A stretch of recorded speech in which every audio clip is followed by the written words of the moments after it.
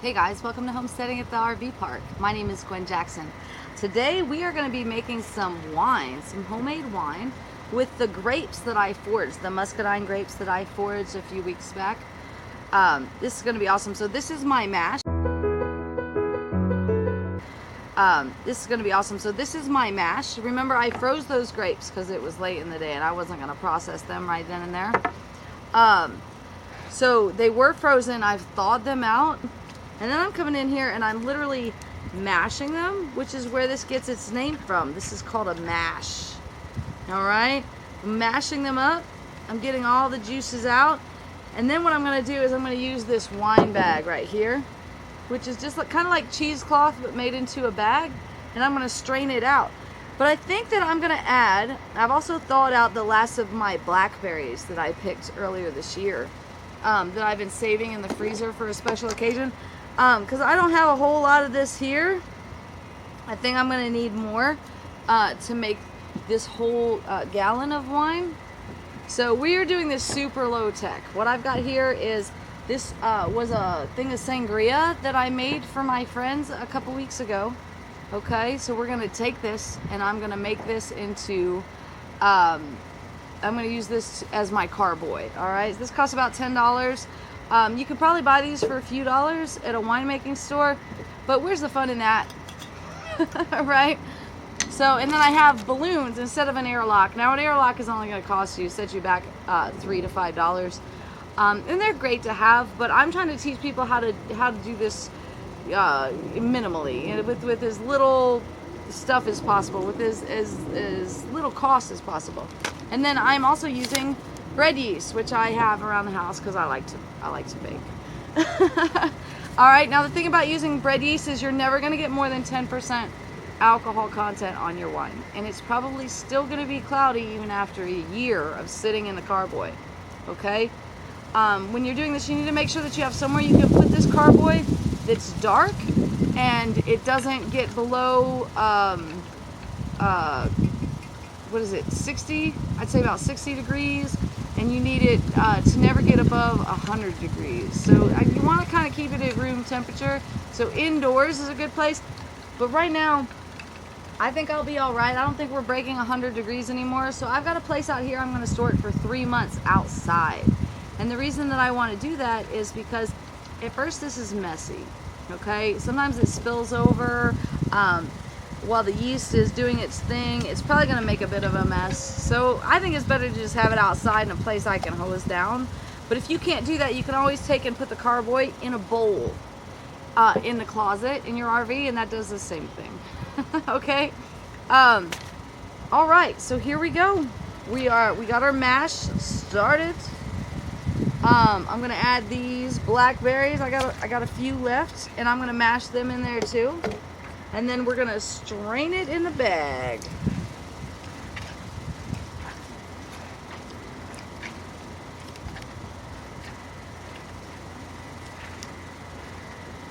Traditionally, I grew up in Germany. I spent 3 years as a kid living there, and in August, September of every year, sometimes as late as October, they would actually take their shoes off and jump in this stuff to make the mash for the wines, right?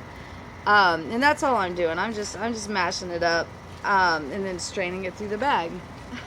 Super simple. Works real good. Now you can make more wine if you like. You can get like a 5-gallon carboy and make this recipe bigger, but I really think it's better to do 1 or 2 gallons at a time. It's artisanal. That's the whole point in doing this anyhow, right? So small batches, guys, that's where it's at. Though I have made some mead in a 5-gallon carboy. It's pretty good. That's a good way to get a lot of it. But this will make 4 to 6 bottles of wine, which is definitely enough to, give one to a friend or just have some people over and have a good night, Alright, so I think I got that pretty well mashed. So now I'm going to throw it in the bag and I'm going to strain it in here, which is my little Pyrex measuring cup. This goes all the way up to 8 cups or 2 quarts. I really only need 1 quart of juice to do this, okay? 1 quart of juice will make it happen. So the next move I'm gonna make is I'm gonna pour everything into the bag while it's sitting here so I can mash and strain it. All right.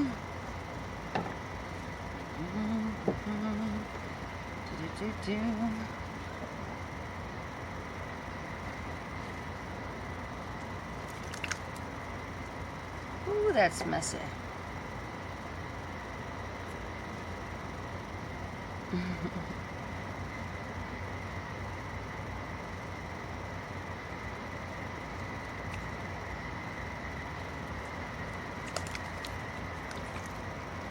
Ooh. Oh yeah. So I made a little bit of a mess there. That's okay, it happens. That's why we're doing it outside. Now here's the fun part. You just want to squeeze all that juice out.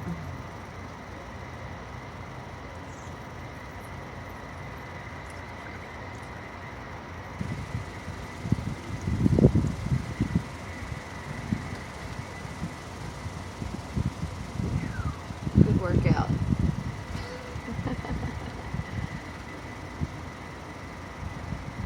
A little over a pint.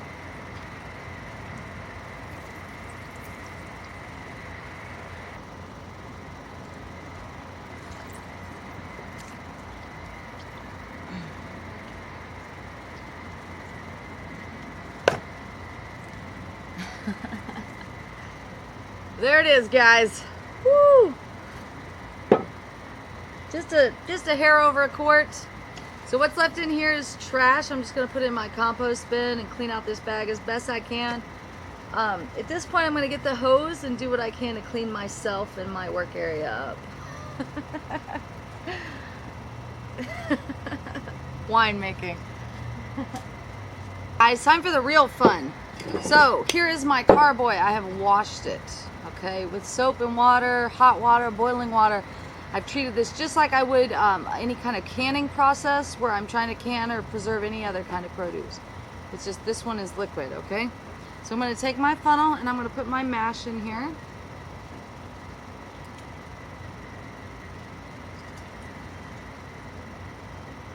Again, you need at least a quart of mash for the gallon.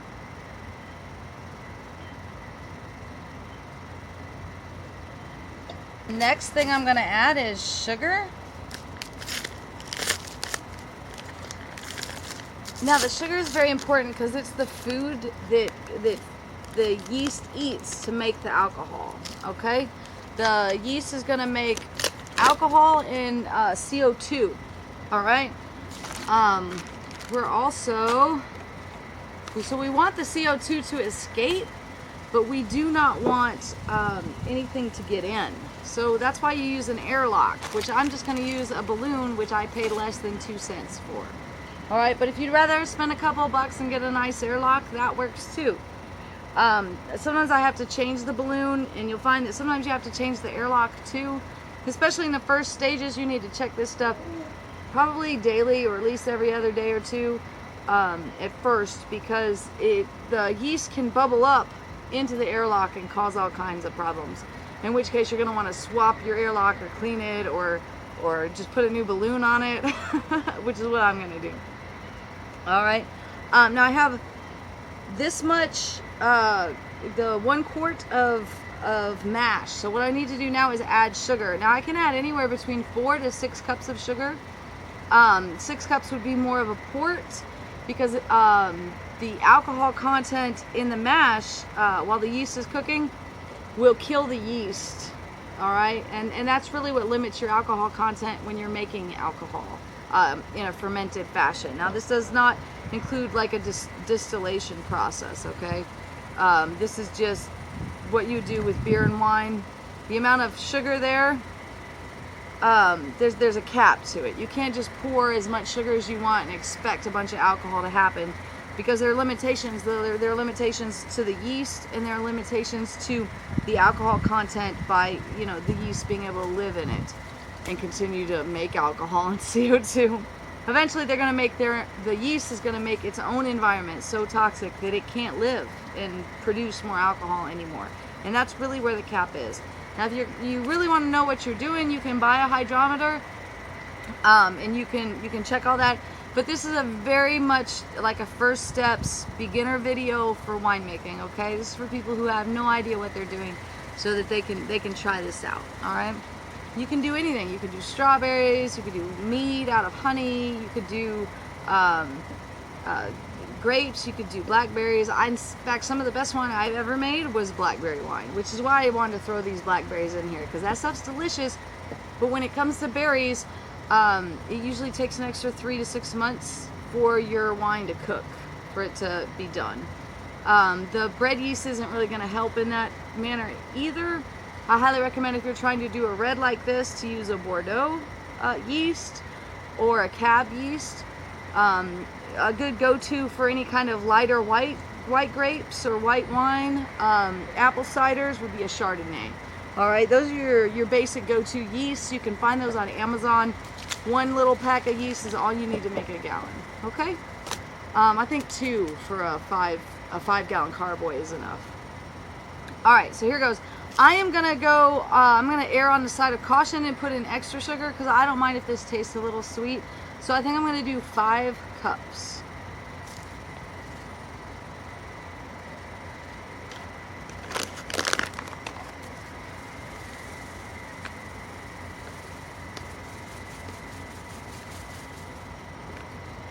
There we go.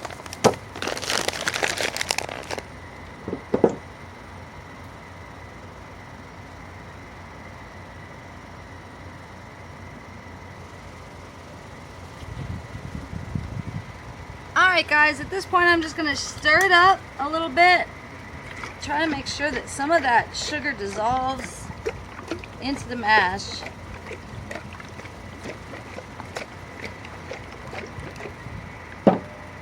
Yes! Okay.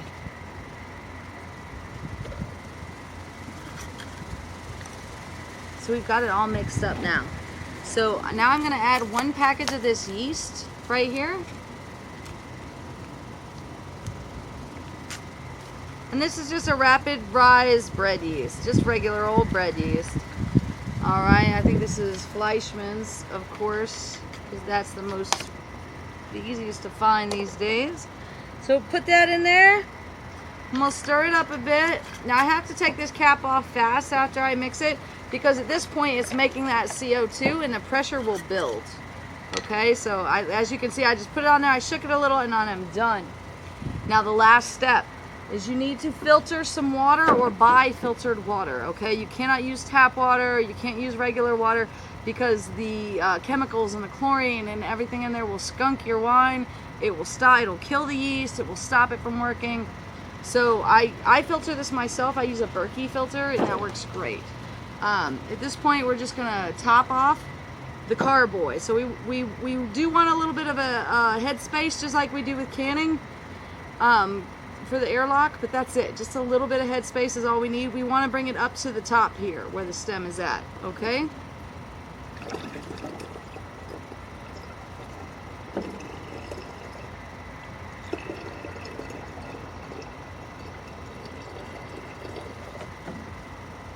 I can see the yeast working already.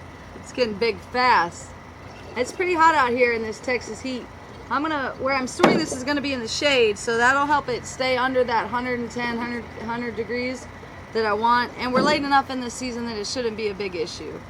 And I'll just check it every 2 to 3 days, once or twice a week. And after about 3 months, I will probably siphon it using a hose out of here into another one of these, okay? Because what's gonna happen is, as the yeast cooks, as it eats the sugar, it's gonna die, and it's gonna settle down at the bottom, and it's gonna create this layer down here that's called the lees. Now you do not want to drink the lees. It won't hurt you, but it will give you some serious gas. All right, there's not enough Pepto or Tums to save you on the planet. Don't do it. All right, so we're just gonna keep filling with the filtered water, and I think that's perfect. I'm gonna shake it one more time. You can see the yeast doing its thing right here. There's definitely plenty of sugar in here. Give it a good shake up. And make sure you don't leave that cap on long, because I tell you guys, there is a ton of CO2 happening. You can see the bubbles already forming up here at the top. That's a good sign. That's awesome. Oh, this is going to be so good. So now I need to get the airlock on it as soon as possible so that the outside, the wild yeast that is in the air doesn't get in here and skunk my wine. I only want the good yeast that I paid for in my wine and none other. So this is the fun part. We're going to take a balloon, one of these guys, and I'm going to take a little safety pin here, and I'm going to put one hole, just one hole, a little microscopic hole. And what's going to happen is it's going to fill with CO2, and it's going to let the CO2 out. Okay, you can see the CO2 is going out right here. The balloon is getting smaller, but it's not going to let air in. It's low tech, but guys, it works. It really does. So try this. It's super easy.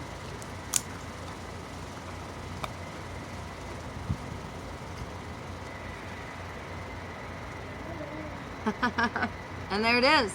So now I'm going to hide this in the dark for at least 3 months. All right. Now, because it's spread yeast and I have the berries in there as well, that blackberry, it's probably going to take 6 months to a year. I'm going to give this at least 6 months. But and I'm going to put it on. I'm going to move it into another carboy and take it off the lees after 3 months. Okay. And I may have to do that 2 or 3 times every 3 months until it's clear enough and clean enough that I'm ready to drink it. But every time I siphon it into a new carboy, I'll give it a try and see if it's ready. This is a fun little project. It's good to know how to do this. It's a great option for any kind of foraged sugary fruit or of any kind. In fact, you can even make wine out of dandelion flowers or herbs even. There's all sorts of things you can turn into wine. Give it a shot. I think you'll be impressed with yourself. Thanks for joining me today. I really had a lot of fun with this. I'm going to keep you guys posted on this and let you know how it turns out. We're going to have a glass of this together. Watch.